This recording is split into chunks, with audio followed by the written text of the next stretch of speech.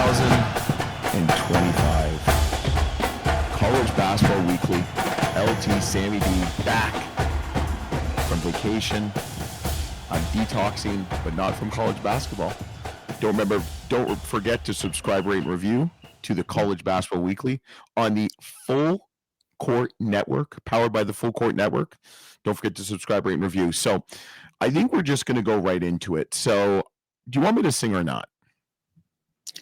I mean, how excited were you with the UIC Flames? You know, there was 4 unbeaten teams. Drake, the Bulldogs, Missouri Valley.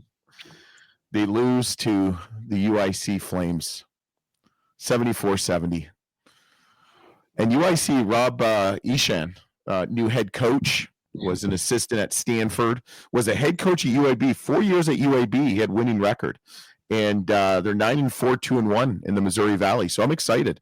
Wow. I think it's going to come down to Drake and Bradley, but you know what? Javon Jackson leads the Flames, 12.6 points game, at 16 in the Drake win at the Credit Union Arena, simply known as the UIC Pavilion.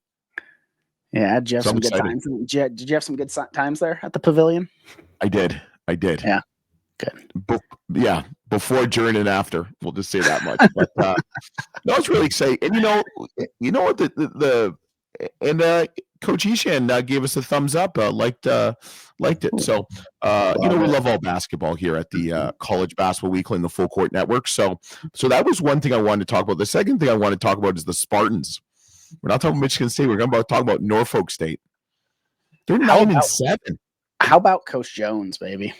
I love Coach Jones. Coming off an incredible season last year, definitely got screwed not getting into the tournament.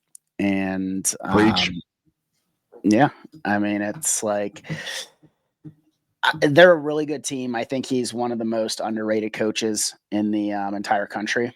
And I hope he gets his flowers this year because I think he could do some damage in the first round of the tournament. Yep. You know, it's interesting. They're 9-7. Brian Moore Jr. is just an absolute ball player, 19.3 points a game. Christian Ains, 13.3. They've got wins against James Madison, Grambling, and they just beat High Point. They actually played Tennessee really nicely, too. So I'm excited to see how they'll do in the MEAC this year. I think they're going to roll, and I want to see him dancing. You think Coach Jones likes to dance? I don't know. What do you think? I think he does. I'm pretty sure he's got some moves. Yes, I'm sure he does. So, but big out to the UIC Flames and the Norfolk State Spartans. Hopefully we have both those coaches on the coaches show, the Full Court Press coaches show. We have Coach Fletcher next week from South Florida. So that should be an interesting interview because the Bulls are rolling now. They struggled a little bit with, obviously the weather and then obviously the past of Coach Amir. So I'm excited to get him. So let me ask you this. Yeah, shoot. So if I look at the Power 5 and the high majors, okay, 8 conferences, who would you say your midseason picks to win the regular season are? Let's go with the SEC first since they're so dominant. Yeah, the SEC has been just ridiculously dominant. Some people gave us some heads up on this. You were one of those people who were pretty high on them before the season started. I wasn't there yet. I'm there. I'm bought into just how good the SEC is. Yep. I mean, we use the word bloodbath with the SEC quite a bit, and I mean that's what it's going to be once as conference gets going. I've got Auburn winning it. I think Joe Nybrune is just I think he's going to be the player of the year in the country. But they're going to have some losses, they play good teams in away games and the SEC is just so stacked. It's really going to be, I think it's going to come down to who can stay consistent and healthy. Right. Who can hold home court, who can stay healthy. Unfortunately, there will be some injuries, just how physical the SEC is. But if Auburn can stay healthy, I think they're the best team home and away. Yeah. And if you look at their stats, okay, if I look down at their stats, they're averaging 88.3 points per game, 5th in the nation, 36.8 rebounds per game, 37th tied in the nation, 50.8 field goal percentage, 12th, 19.4 assists per game, 4th. So, I mean, this team is so well-rounded. Brome is 18.2 and 11.5. I'm going to make a statement. If Auburn doesn't make the Final Four this year, I don't think it would not be considered a good season for them. I think it's Final Four bust for Coach Pearl and the Tigers, plain and simple. I mean, that's what we've been saying all year. I mean, this is the best team Coach Pearl's had in his legendary coaching career, and I think getting to a Final Four, getting to a championship game moves him into that elite category. I've been hesitant to move him into that elite coaching category because he just hasn't done that well. He's made one Final Four the past 10 years, and it's the only time he's actually made it to the second week of the tournament since he's been at Auburn. So I think he needs to get to the Final Four. I think they have a chance to do it, a really good one. They have a chance to get to the championship game. As you know, anything can happen once that happens. But yeah, I mean, they got to stay healthy. I think that's going to be the name of the game at the SEC is stay healthy and hold your home court advantage. And they have a very favorable conference slate.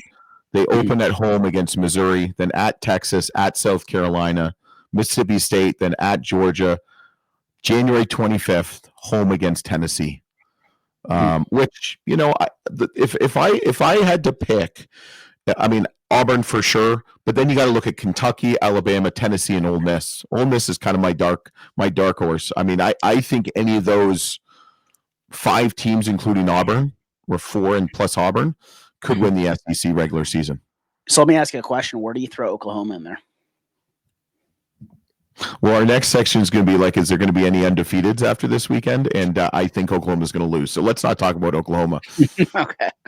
I mean, I'm going to give props to Porter Moser. I mean, we had him on a hot seat with everybody else in the country. And right now, I mean, if he keeps this up, he'd be in the running for Coach of the Year, doing more with less. And, but yeah, I think they're going to be a 500 team once this SEC play gets going, but I think they make the tournament. I think they're going to be one of those 11, 12 teams that make the tournament from the SEC.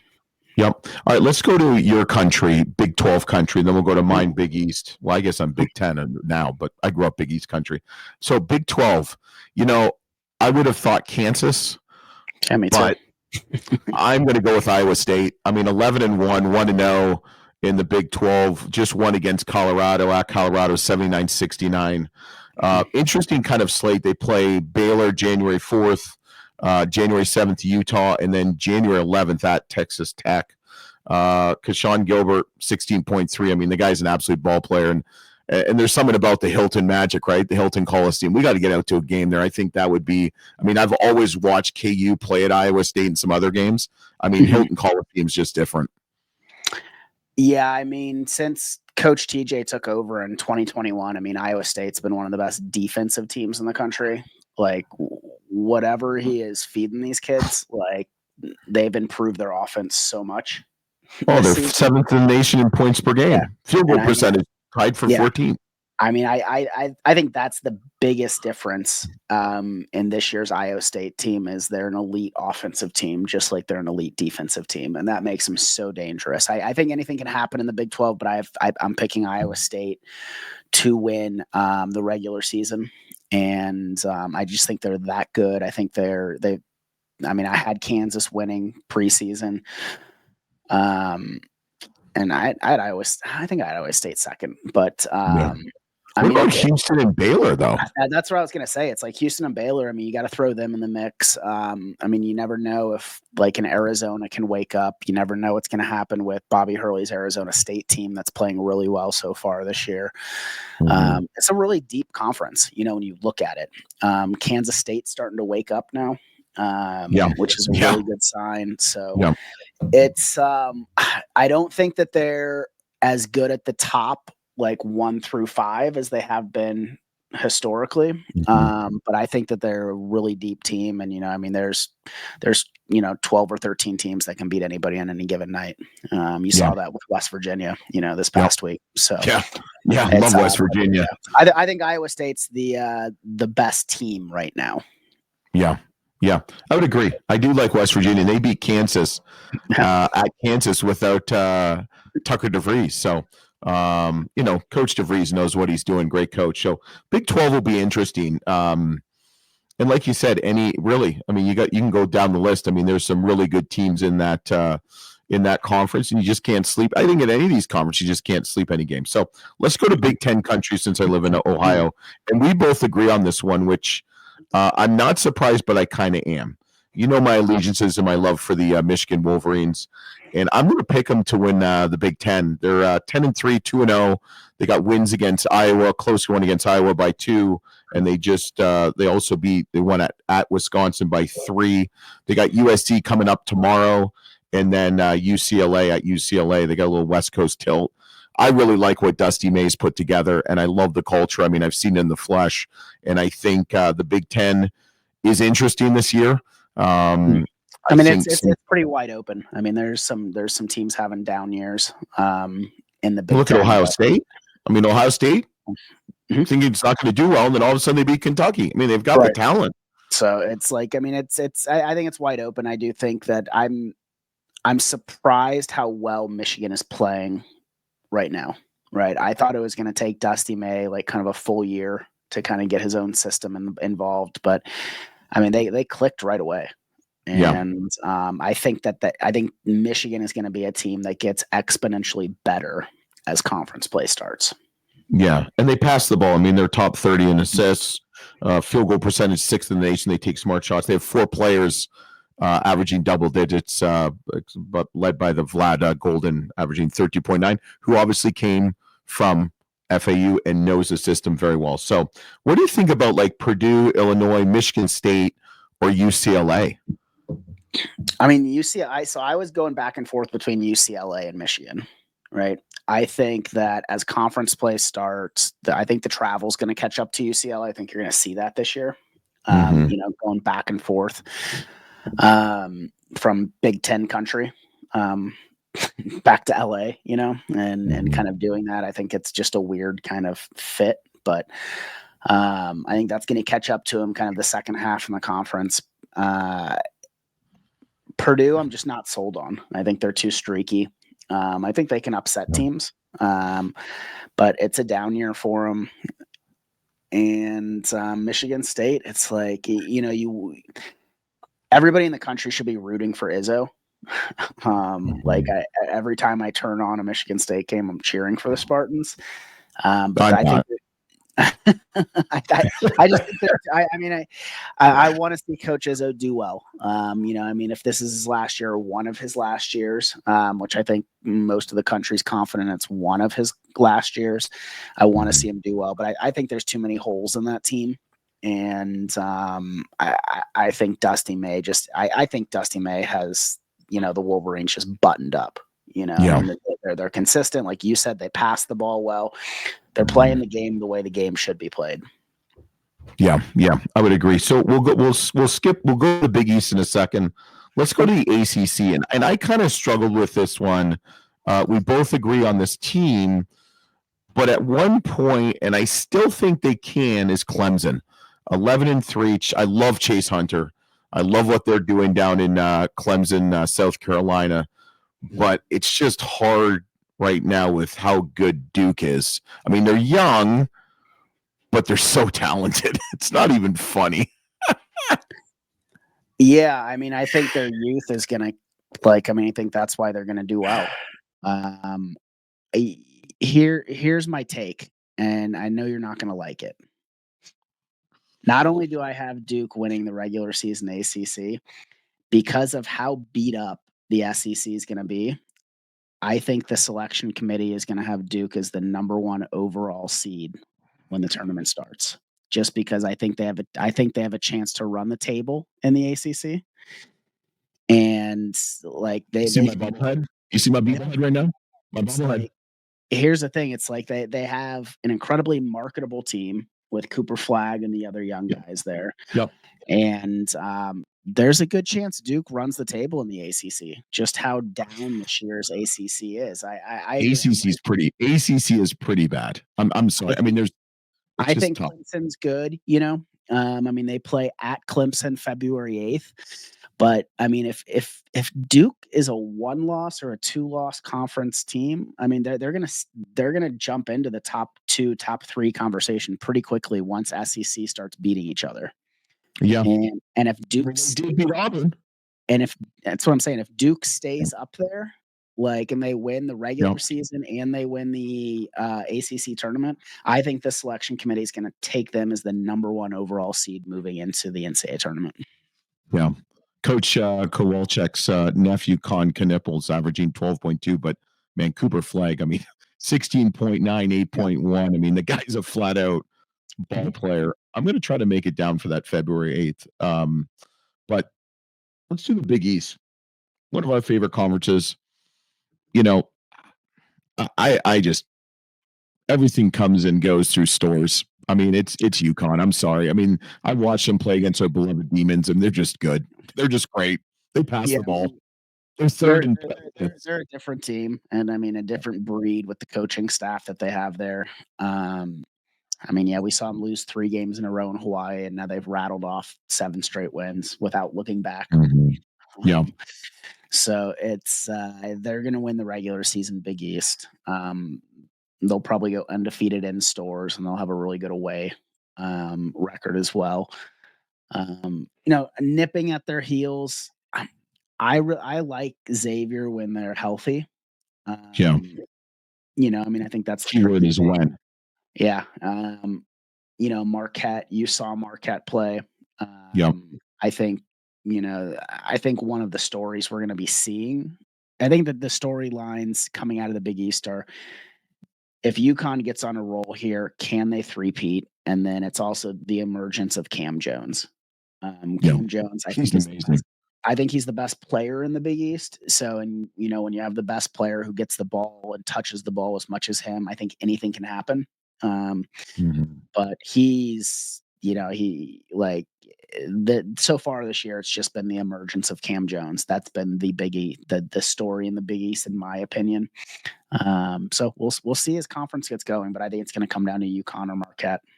Yeah, I think UConn just has a deeper team. Yeah, and I think, and they've been there, done that, and what have you. The Big East is just really kind of a little bit head scratching. I mean, Seton Hall has been interesting. I mean, Villanova has picked up quite a bit. Providence, you just don't know every game what Providence Friars you're going to get. And they've got talent. DePaul is just, DePaul's doing. I love their effort. I love their hustle, but I think they're 1 year away. And then you look at like Creighton, Pop Isaac went down, but they still have Kalkbrenner and Ashworth. I mean, it's going to be interesting. The Big East is going to be really interesting, to say the least. All right, let's go.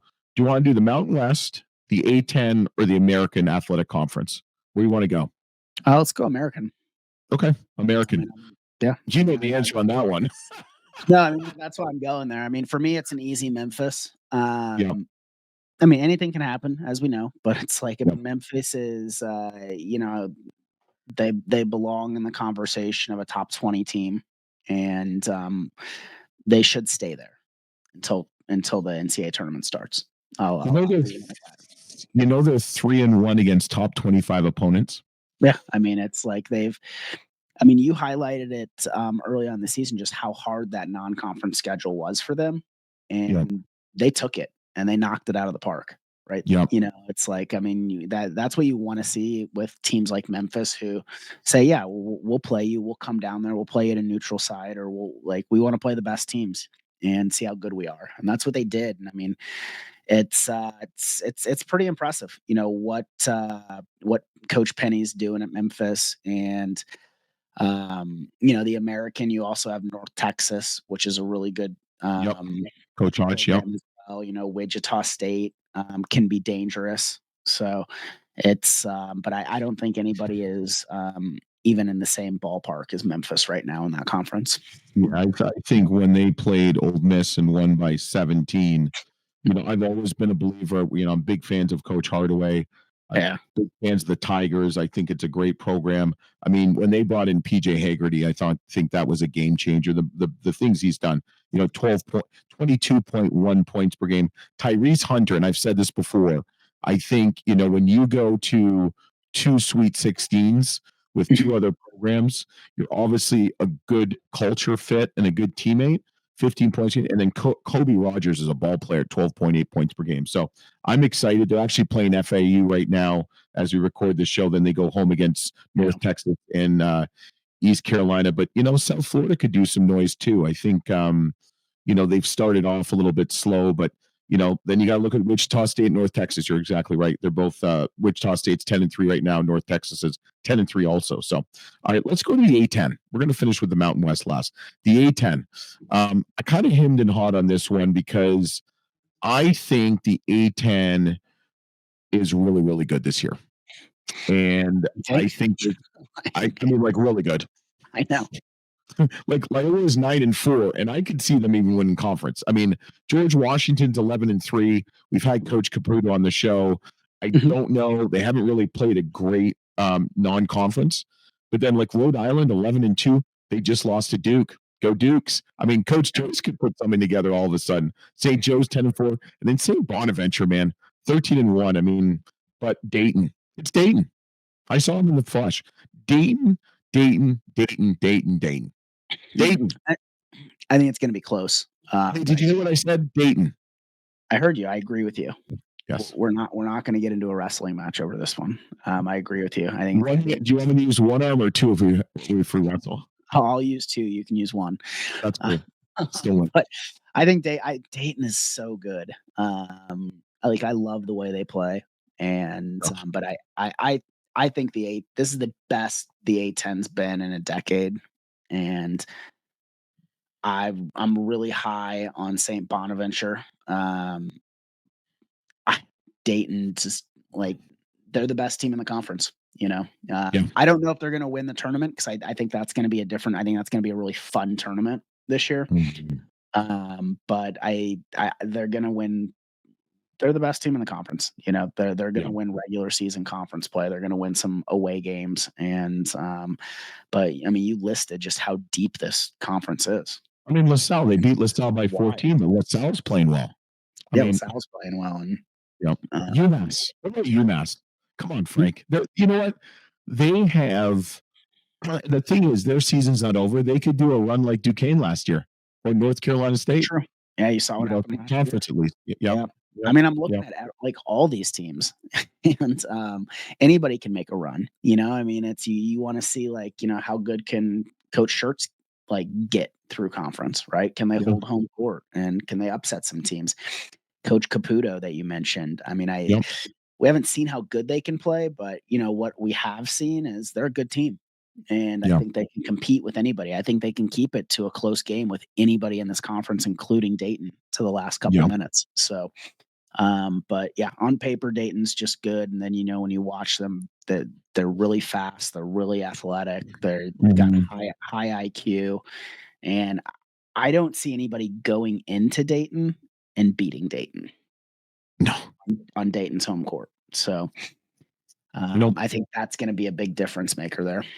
Yep, I agree. Now let's go to the Mountain West. The one team that we kind of figured was going to be the preseason favorite is really struggling. It's Nevada. They're 0-3. But I think we're in agreement. A frequent guest. It's Utah State. I mean, they just beat Nevada at Nevada. They beat San Diego State at San Diego State. They beat Wyoming by 3. I mean, when they were undefeated couple weeks ago, then they lost to UC San Diego, which is a good UC San Diego team.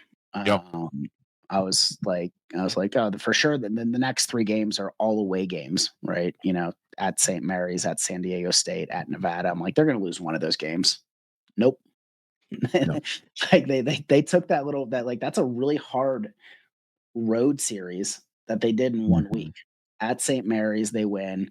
At San Diego State, they win. Then at Nevada, they win. I think second in this conference is going to be Boise State. I think they're going to get really comfortable once conference play starts. Yeah. And I mean, Coach Leon Rice knows what he's doing in this conference. So I mean, he's got a great team. So I think we're going to see something out of Boise State here the next couple months. It's going to make some noise, but the way and San Diego State too still has, and New Mexico. I mean, the Lobos. I mean, Donovan Dent. I mean, Coach Patino could do something. Absolutely. But I mean, the way Coach Calhoun has the Utah State team playing right now, I mean, it's nobody expected that. And if Coach Calhoun, he's going to keep getting better throughout the season. Yep, I totally agree. All right, will there be any undefeated teams after this weekend? There's 3 in the SEC. That's all of them. You got number 6 Florida at number 10 Kentucky. Yeah. You got number 23 Arkansas at number 1 Tennessee, and you got number 12 Oklahoma at number 5 Alabama. Yeah, I think Tennessee is going to remain undefeated. They have 2 games coming up that are really hard. I mean, you have Arkansas at Tennessee, and then 3 days later, you have Tennessee going down to Florida, and playing at Florida. But I think Tennessee. Wait a second. As of Tuesday, there'll be one less undefeated team then, technically. There you go. So as of Tuesday, there for sure will be one. Yeah, I have Tennessee. I have Tennessee winning out all the way through. They play Auburn at Auburn on January 25th, and I think that's going to be Tennessee's first loss. Yeah. So, do you think Kentucky will beat Florida and Oklahoma will lose to Alabama then? Yes. I agree with you. I think Kentucky is just playing so well. They're so balanced, and they're playing in Rupp Arena. Florida, Walter Clayton Jr., I love Coach Golden's doing a great job, but I think Kentucky's Perry's hitting threes from everywhere. And I think Oklahoma is I think Mark Sears and Grant Nelson are just going to have a ball game. And Alabama, you don't really think of raucous crowds, but I think they're going to be ready for them on at least in basketball. That's what I was going to say. Here's the thing. It's officially basketball season down in Alabama now. Go Blue. It's you had to throw that in there, didn't you? I did. But it's officially basketball season. So their fans always show up. So it's gonna be hard to win at Bama. So yeah, I've got Tennessee holding strong through the week. Yep. But Arkansas with Calipari, they could do some damage. But I think Tennessee's just a different beast, and maybe Arkansas will have a little coming out party for Coach Calipari. But I'm excited. College basketball is pretty much in full swing. But a week or two, it's just going to be all about college basketball. I have been watching a little bit of the college football playoffs. It's been interesting. It makes me kind of go back and forth on if expansion is the right way to go. I think for college football, I wish they would have expanded to 8 now instead of 12. It's just another week. It's like, let's just get it over with. And I hate to say that, but so for college basketball, I hope they expand to 4 and that's it. I don't think, if they go to 8, that's not going to be the end of the world. And I think they got to stop because then it just gets too diluted. And then you got to add extra weeks and all this crap. So 4 or 8, I'm fine with. Well, you heard it here first. Yeah, you heard it here first. Sorry, Coach Donlin. Yeah, right. Something's going to happen with college basketball tournament expansion. What? We don't know. We do not have a magic wand or a crystal ball.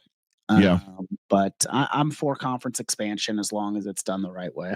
And I do believe that the SEC should get about 12 teams in this year, but I also think the A10 deserves 4 or 5 teams. Yeah, so 3 or 4. Mountain West 3 or 4.